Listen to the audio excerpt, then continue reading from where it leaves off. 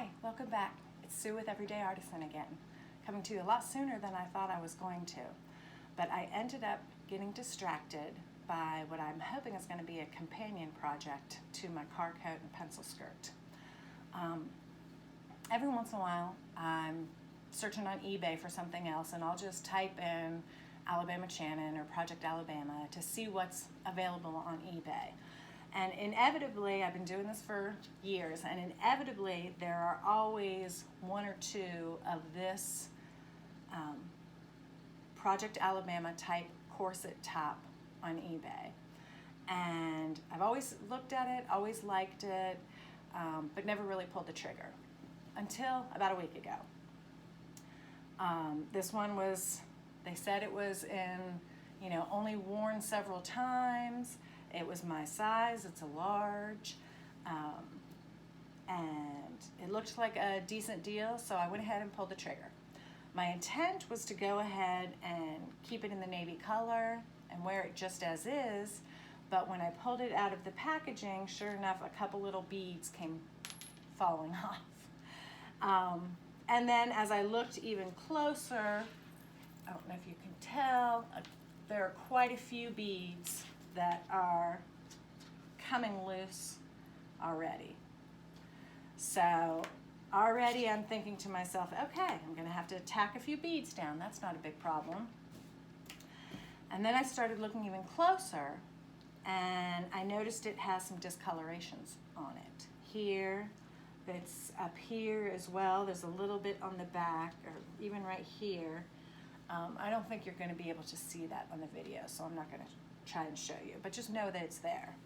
They almost look like it was some kind of a cleaning product because it's basically, looks like it's becoming red. Maybe a bleach, something like that. Maybe it got put in a load with something that had bleach on it. I don't know. It's not a grease or something like that. So I felt like, okay, tacking down the beads, gonna have to dye it. But then I started getting excited. Once I started thinking about the concept of dyeing it, I started thinking about the project that I'm currently working on, the car coat. I'm like, why don't I dye it black? Because black would look fantastic with these beads underneath the car coat. So then of course I'm getting excited. So I keep investigating, and I noticed there's a little tag here, or a tag holder here. And I'm like, gosh, I wonder, probably this was bought in a secondhand store at some point. Maybe someone's had the same idea as me and never got around to it, decided to sell it on eBay. But the more I looked at the shirt, the more I realized a few other things about it.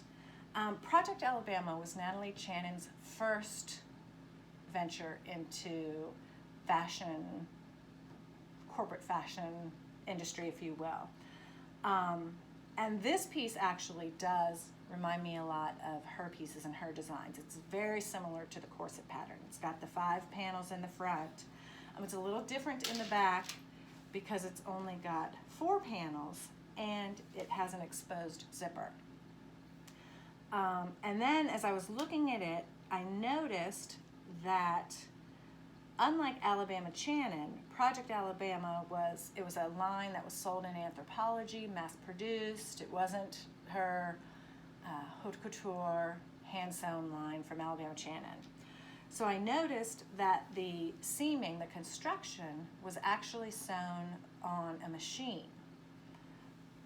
Just the felling and the embellishment was done by hand. But if you probably won't, I don't know if you can see on the video, but right here you can see that some of the hand stitching is coming a little loose as well. So then I'm like, do I want to keep this?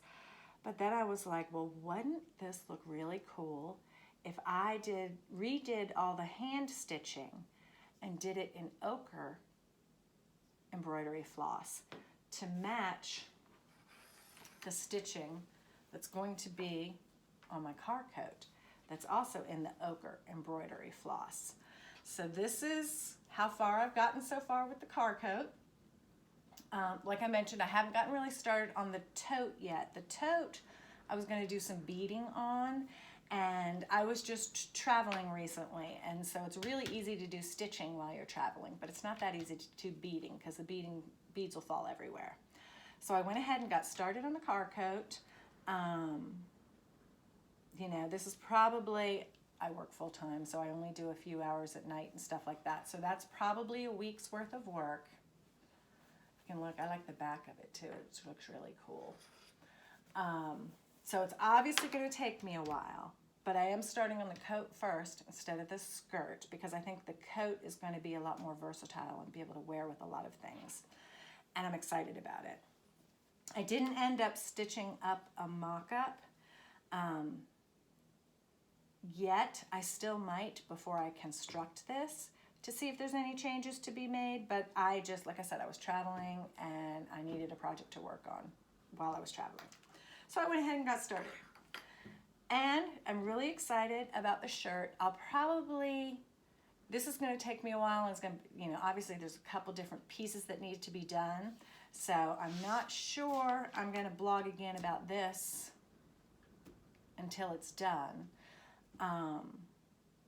But in the meantime, I'm also going to take lots of pictures so I can write a blog about it.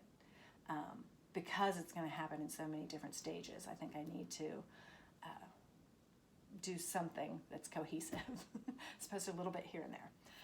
All right, well, thanks for joining me again today. And I'm really excited about my companion piece. And I'm really excited about my car coat. And I thank you for joining me. If you can, like, subscribe, all those things you would do to support a podcast. No, I'm not a podcast. I'm a YouTube channel that you want to see more of. Thanks so much. Bye.